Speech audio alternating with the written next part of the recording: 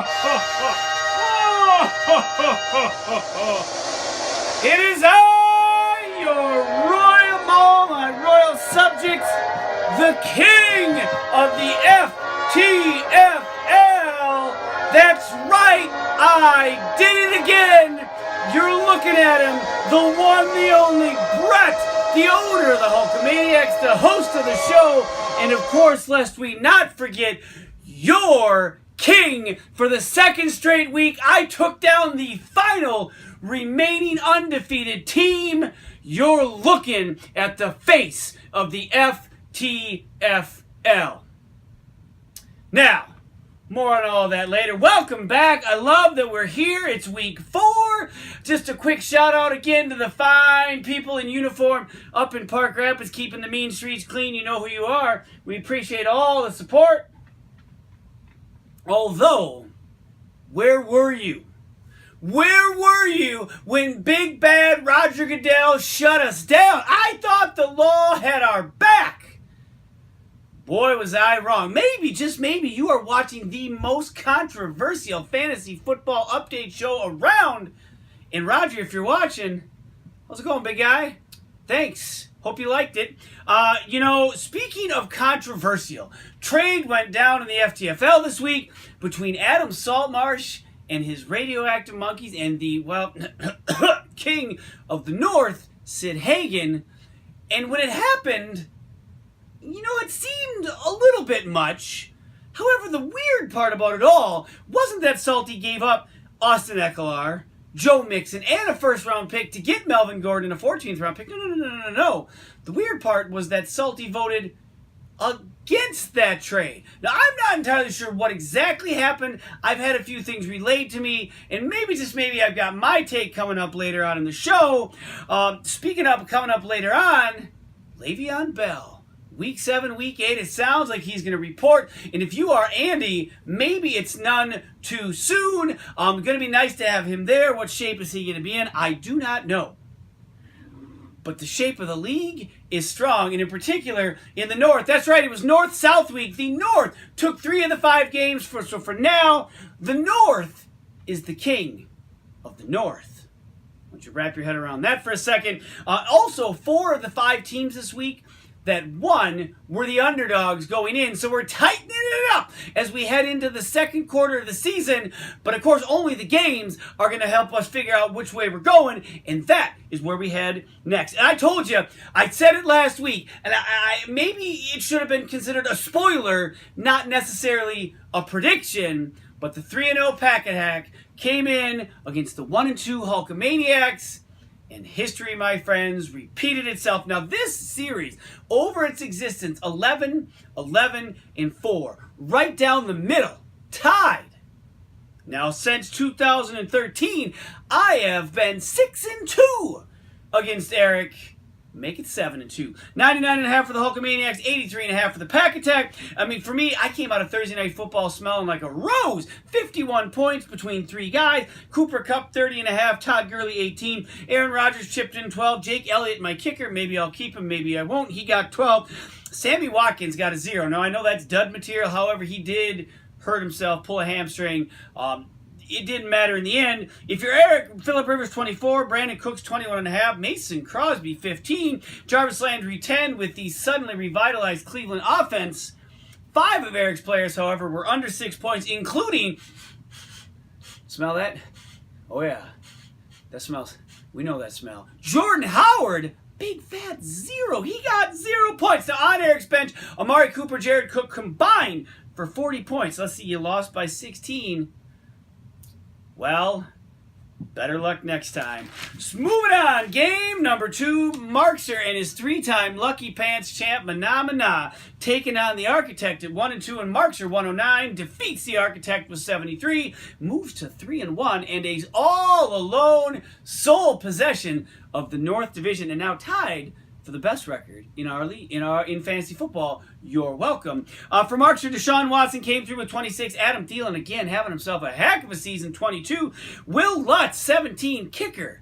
I know, John, we give you a lot of hard time about this, and we should, because you should never keep a kicker. Leonard Fournette. What's going on with Leonard Fournette? His sounds now like his hamstring, something stuck. Something won't quite let him get into gear. They're looking at how many weeks, maybe temporary. I don't know. 2.5 points didn't affect him this week. Would like, I'm sure, to have him going forward. Nick Chubb on the bench with 26. I'm assuming that's Jeff's rookie keeper. He improves with this win to 5-1 against Matt. If you're Matt, Ezekiel Elliott 28, Sterling Shepard 17, and it kind of fell apart from that point. Harrison Butker 9, Devontae Adams 8-6 with scores under 5 points. Fitzmagic is now Fitztragic. And the tragedy has come probably to an end. 2 points. Jameis Winston's going to be starting. Stafford on the bench with 26, and you're going to need all of those points going forward from your quarterback. On to the next game, the Pit of Misery, Dilly Dilly, 2-1, taking on the King of the North at 1-2. This was the biggest blowout of the week, 122.5 for the King of the North. Andy, sad 74.5. Giovanni Bernard. Who would have thought Giovanni Bernard would be leading any scoring for any team this season? Had 20. Justin Tucker, another kicker, finding himself in that top 3. I know, John, at home, you're probably just smiling. Take a sip. You earned it. Robert Woods, 14.5. Russell, I can't stand you, Wilson. You're junk, you're terrible, and you're tearing the whole team down with you. 2 points, but this is where it gets good. Andy left not only Jared Goff at 46 points on the bench, he also left Corey Davis on the bench with 20.5 points. Again, I'm not the greatest mathematical mind. I do know someone who is, who we might be hearing from relatively soon. That's 66.5 points. And you got beat by slightly over 50.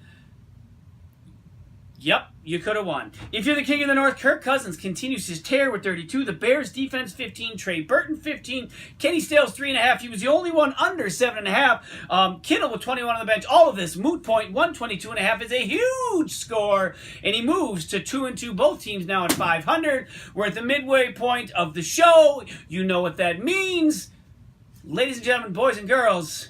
Don't you dare be salty. Adam Saltmarsh here, owner of the Radioactive Monkeys, a.k.a. the Salt Shaker. Yeah, that's right, folks. I am the Salt Shaker.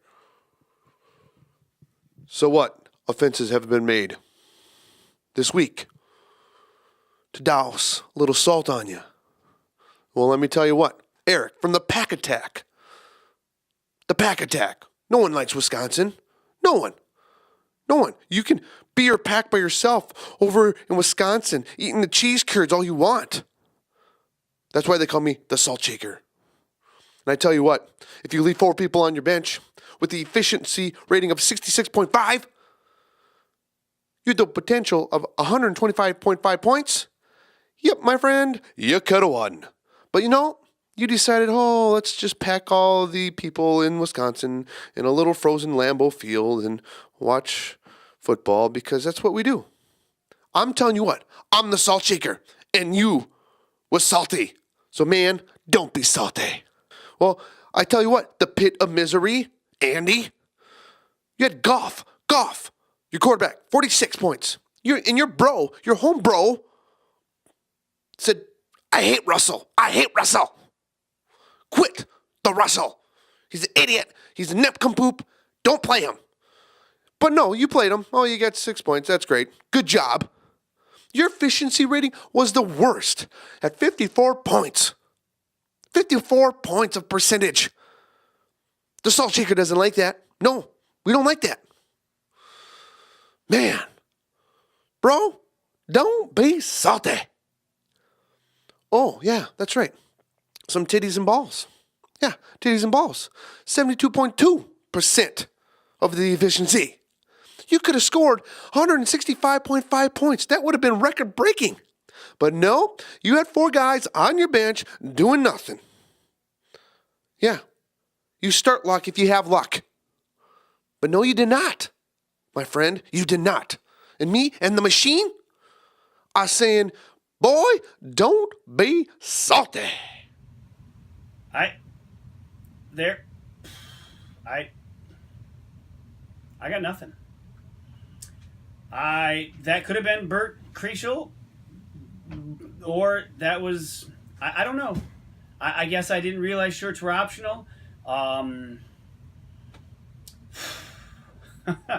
right, moving on. Team Linkowitz, 2-1 after that 2-0 start. Of course, lost last week. Could you right the ship this week? Taking on the Radioactive Monkeys at 1-2. Now, of course, Adam Saltmarsh had that trade that may or may not have been controversial, but it worked this week. 109.5 to 76.5. Linkowitz falls to 2-2. Started 2-0 like last year. Has now lost 2 in a row. Is this the beginning of another big streak? Maybe. If you're the Monkeys, Tom Brady 26, Melvin Gordon 21.5, and DeAndre Hopkins 21. That was over half of his points from those 3 players. Huge week. Mike Evans 5. Now again, Tampa Bay. What direction are they going? Will he be better with Jameis Winston? Will he be worse? I don't know, but 5 points really wasn't great at all. Will Dissly, half a point injured, out for the season. We won't have to say that name anymore. On the bench, Andy Dalton, Dak Prescott 28 and 20 respectively. All 3 quarterbacks 20 plus points. Matt might need a quarterback. Maybe you should talk to him, offer up a trade, show us how it's done. For Team Linkowitz, Carson Wentz 22, Saquon Barkley 15, Zach Ertz 11, and the keeper notched 8. Everyone else below 6.5, including Isaiah Crowell, who had a big week last week. Nothing this week. Stephen Ridley 16, still on John's bench. I realize John probably wants to use him as a rookie keeper. However, that dude is straight fire right now. I don't know how much longer he can leave him on the bench. Maybe, just maybe, the touchdown streak will correlate with John's losing streak if he continues to avoid using Ridley. On to the final game. In this one, my goodness, points abound. There were records set. Adam Saltmarsh. We just talked about Adam Salt. We've talked enough about Adam Salt. Not that I'm salty. Adam Swartz in the Salt Shaker Dance, taking on Ryan Deesum and the Big Saggies. 133 for Swart. 119.5 for Deesum. 119.5. In case you're wondering, is the single highest losing score in FTFL history.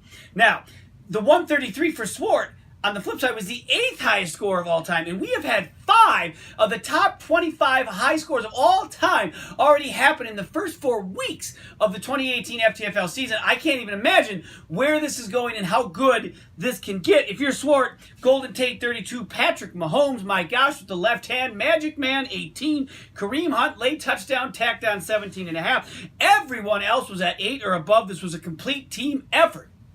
However, his team did not leave this week without any sort of, I guess, negatives. Tyler Eifert, again, sadly, is out. Greg Olson is out. You're down to 1 tight end, Eric Ebron. John likes to flex his. Maybe you can talk to him. If you're decent, Alvin Kamara, 36.5, which is the last week now before we see Mark Ingram. Now, Kamara will still get his touches, but I got to believe his score will come down some. If you're decent, of course, you're hoping not. Matt Ryan, 26. Julio with 14.5. Travis Kelce, 13.5. Michael Crabtree and Demaryius Thomas combined for 3.5 points. That's not, no, it's amazing when they combine for 3.5 and you still score 119.5. On his bench, I went through and I set up another lineup for Deason with his bench, and without a kicker and a defense there, he still scored 95 points on his bench, which would have beaten 4 other starting lineups this week. Again, so many points. However, even with all that, he falls to 2-2 and is 500 like a whole lot of the rest of us in this league. Now we're going to do the stud, the dud, the decent update, talk about next week, and wrap this thing up. Stud of the week, we're going to go for a 3-way. Golden Tate, Kirk Cousins, Cooper Kupp, 32, 32, 30.5. All huge efforts, all for their team in winning efforts. All 3 of you deserve the nod, the tip of the cap. You're all the studs. The dud, Russell Wilson, we know you're a dud. 2 points. The whole ship is sinking, and you got your hands on the steering wheel. Jordan Howard, 0 points. Your team could have used you this week. It wasn't a real. It was a closer game. Boy, you were one of the people I saw as start of the week across some websites. 0 points. Woo! Decent update. Andy, of course, left Goff and on the bench. John left Calvin Ridley on the bench, and of course, John kept a kicker. As we head into next week, week 5, it'll be Mana, 3-time Lucky Pants champ. I got your dollar. I think so. Someone's going to be counting it soon. Mana at 3-1, taking on the Salt Shaker Dance. First time going into a week with 1 in the win column, 1-3. Hulkamaniacs 2-2 taking on the Pit of Misery Dilly Dilly 2-2 in the annual Brother Bowl, although it's Brother Bowl Part 1. Architect 1-3 taking on Team Linkowitz. Will the bleeding stop at 2-2? The Radioactive Monkeys at 2-2 taking on Ryan Deesum and those big old smelly Saggy tripping over him on his way to the buffet table. Titties and balls. I like buffet tables too. They're great places. And if I happen to trip over those on my way there, I'm sorry. I apologize. And last game, King of the North, 2-2, taking on the Pack Attack at 3-1. You're welcome, Eric. You're welcome. Of course, as always, Fargo, keep fighting. We're pulling for you. Keep getting better. Keep working hard, buddy. And lastly, real quick, Joe Mauer. If you're done, it was a heck of a career. I know I've spent a lot of time ragging on you over the last several years, and you've heard none of it and wouldn't care otherwise. The Twins were lucky to have you. Heck of a career. And with that, your king, Brett, is signing off. To all of my royal subjects, I will see you all next week. Peace!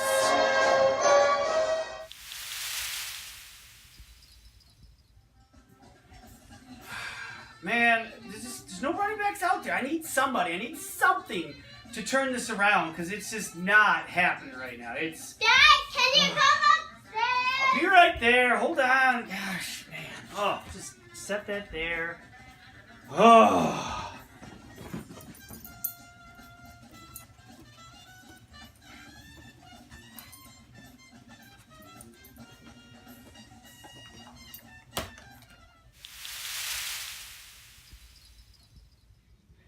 Man, I can't be salty.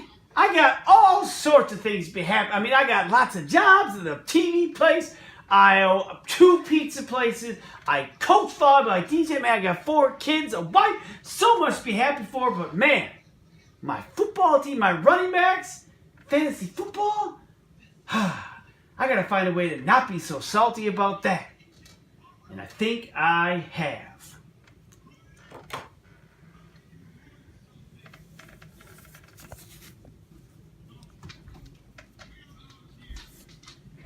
Yeah, now I'm ready. Let's do this.